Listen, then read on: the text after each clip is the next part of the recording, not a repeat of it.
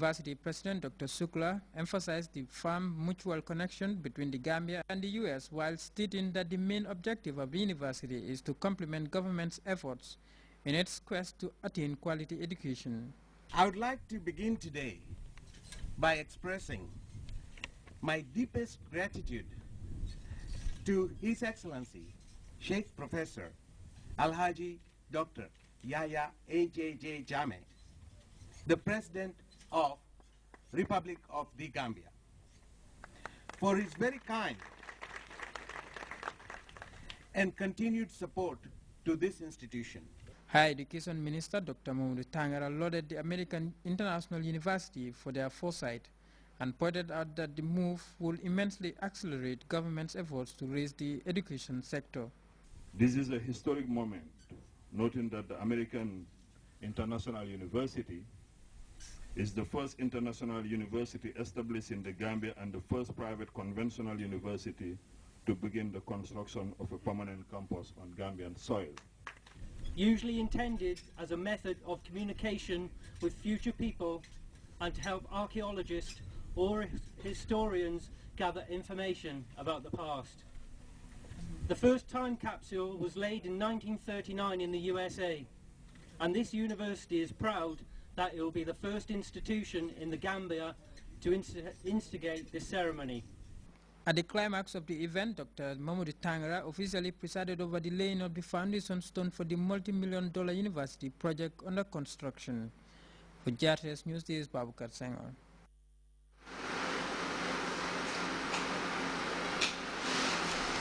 A 2-hectare plot of land has been allocated to the National Youth Mobilizer Perminte by the youth of Manduar village in the West Coast region. The youth leader Saturday morning joined volunteers for a massive clearing exercise. Samuel Ba has the rest of that story.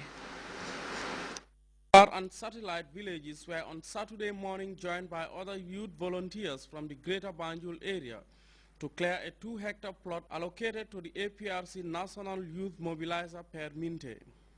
Responding to the Gambian leaders' back to the land call, the Green Offensive continues to intensify among the young people.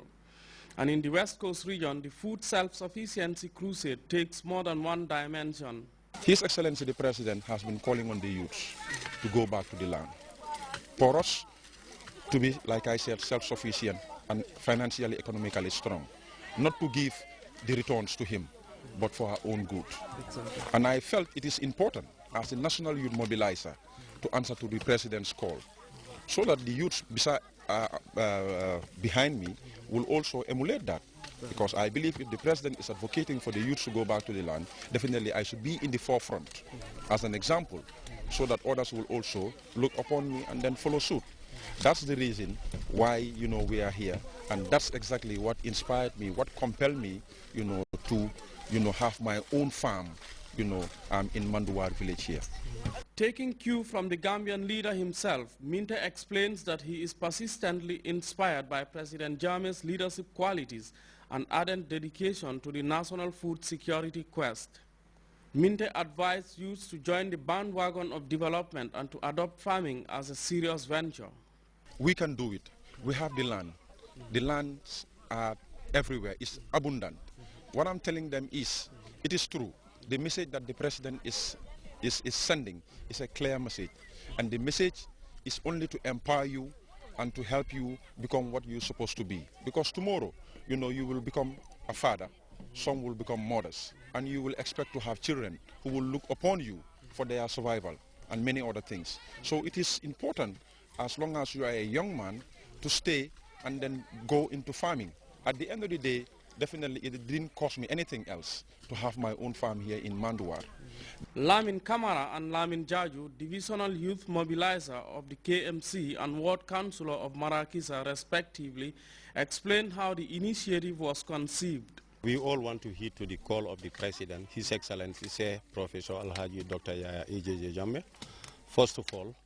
And second, we also want to follow the footsteps of our leader, who is also the National Youth Mobilizer, Perminte, who is also #1 advocate of President's call. Therefore, when Per spoke to me about land, I said, Per, I will be the first to be on the land there. You'll find me there. I'll go and provide a land where all of us will work, including even some of my youth from KM and Manduar. First of all, before I come up with anything, I think I have to commend the Manekunda family, because this is the second of its kind they are doing to the nation. Because piece of land. Yes, because they've started with His Excellency Chef Professor Alhaji Dr. Yahya AJJ Jammeh, whereby some 2-3 years back, a plot of land was allocated to him and is still there. The Alcalo of Manduar commended the youth for their engagement in development endeavors, whilst disclosing plans to further allocate space for those looking to venture into agriculture. Several other speakers, who included youth volunteers from KMC and the West Coast region, equally pledged to contribute to the improvement of agricultural productivity. And there could be no better instance for this move, as the heavens prepare to open up, ushering yet another cropping season.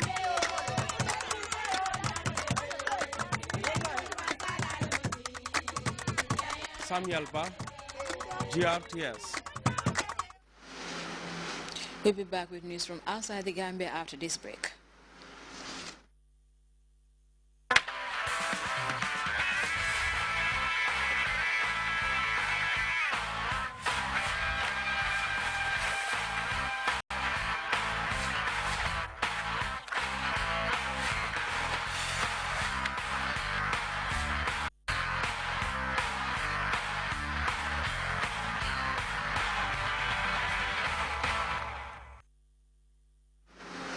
Welcome back. The Syrian government's heavy-handed conquest of the town of Qashir with the help of Hezbollah fighters from Lebanon is one of the main reasons given for the new rush to support the rebels seeking to unseat Bashar al-Assad.